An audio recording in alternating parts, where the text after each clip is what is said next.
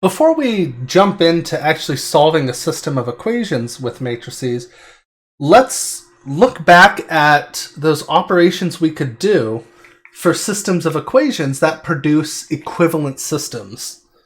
Because we want to make sure that whatever we're doing to these matrices, we're going to get the correct answer. So there were three things we could do. Right? Try and remember what those are. Right? The first one was that we could take two equations in our system and swap the order. Right? We could switch them. So we can interchange two rows. Now, let me not use the number there. Let me write 2 rows. Right?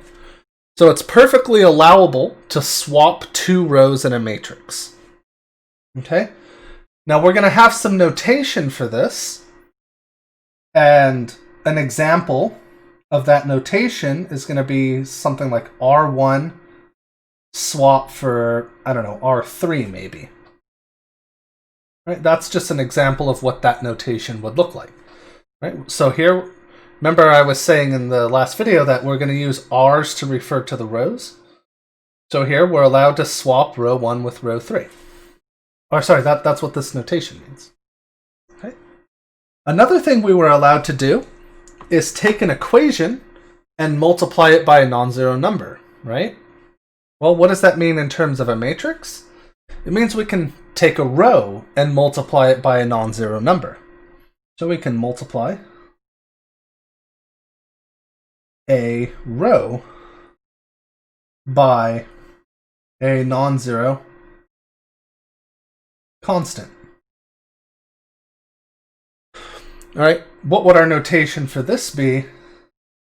Well, let me create a little more room here. All right.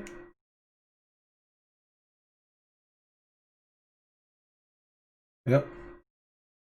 So the notation for this is something like maybe, I don't know, maybe we take 1/2 of row 2 or let's use 1/3. 1/3 of row 2, and we're going to replace row 2 with that. All right. Now sometimes I often will just write like 1/3 row 2. All right. And if I just write a single thing like that, I mean that I'm just taking that row and dividing it by something. But when you're using this notation, it's really important, and especially if you're doing the next row operation, it's always really important to say what you're doing and then what row you're replacing that with. Okay? So let's talk about that with the third one. Remember, we're allowed to take an equation and combine it with another one and replace that row with the new combined equation. What that is that's add a multiple of one row to another row.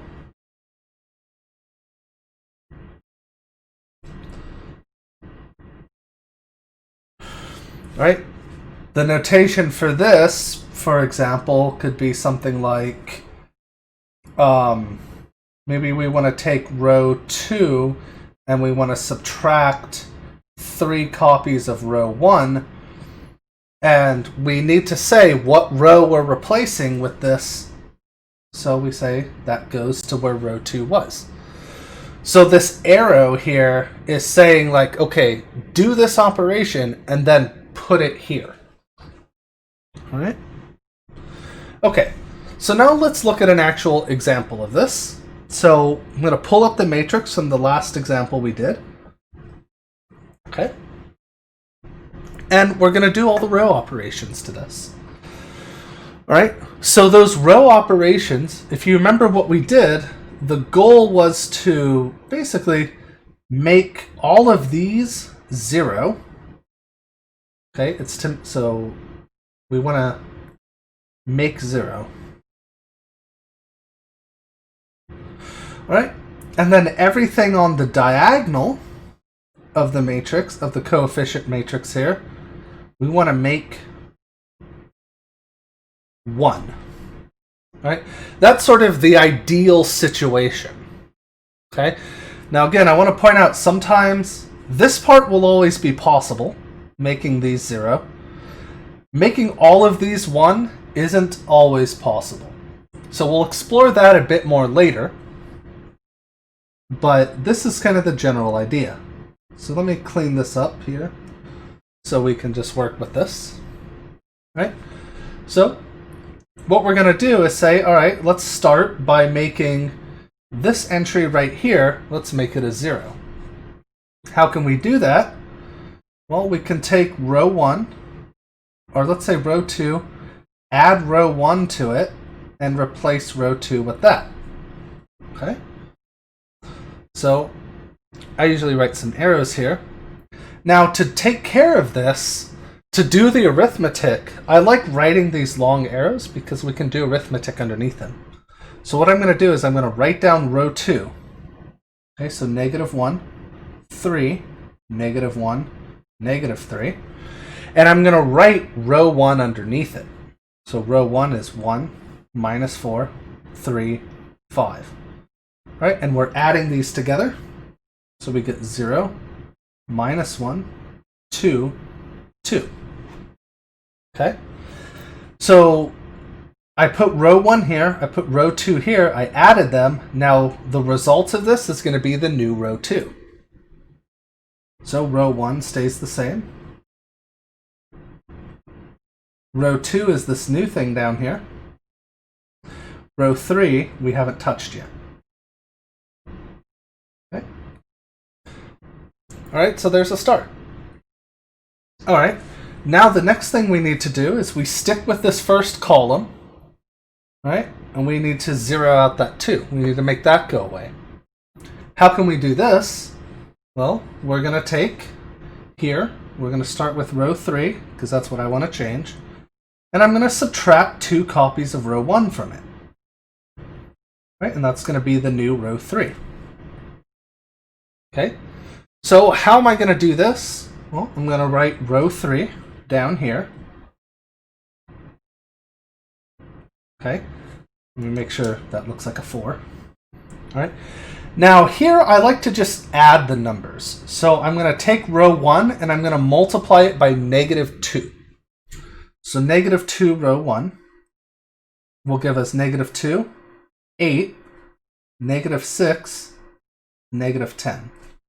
All right, and now I can just add all of this together. It's going to give me a 0, an 8, a -10, and a -4. So this is our new row 3. So we have 1, -4, 3, 5, 0, -1, 2, 2, and then 0, 8, -10, -4. Okay? Hopefully that makes sense. Alright, so what now? Well, we got our 1, 0, 0. Right? That should remind you now when we took the x1 column and we got zeros below the top one. So now our next goal is we're done with that first column. Our next goal will be to move down a row and over a column and try and get a 1 there. All right? So again, 1's on the diagonal. So what do I have to do? Well, I take negative of row 2 and I replace row 2 with that. So I'm replacing row 2 with its negative. All right, so here there's no arithmetic we need to do down here. We just switch the signs on everything in row 2.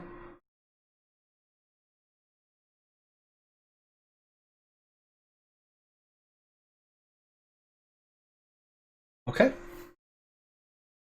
All right, so now that we've done that, our next step, after we get this 1 on the diagonal, will be to look at this 8 here, and we want to 0 that out as well. So let's do that. Okay, so how do we do that? Well, we take row 3, that's what we want to change. And here I want to subtract 8 copies. Now, we need to use row 2 for this. Okay, the reason we need to do that is if we use row 1, this 0 here would change. All of our hard work for that 0 would go away. So make sure you use row 2. All right, goes to row 3. All right, so row 3 is 0, 8, minus 10, minus 4. And again, here I'm going to do negative 8 times row 2. So that's 0, negative 8, 16, 16. Add these together, so we get 0, 0, 6, 12. Okay? And so, again, we just replace row 3 with that new thing we computed.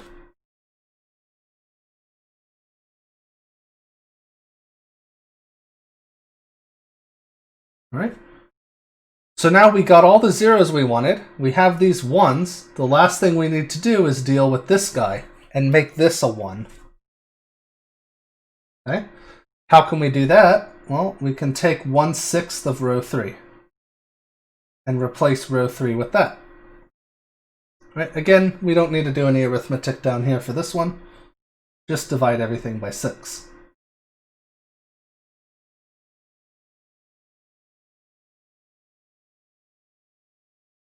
Right, and now we're here. So we now have this nice box of numbers here. Right? And here we've now reached our goal.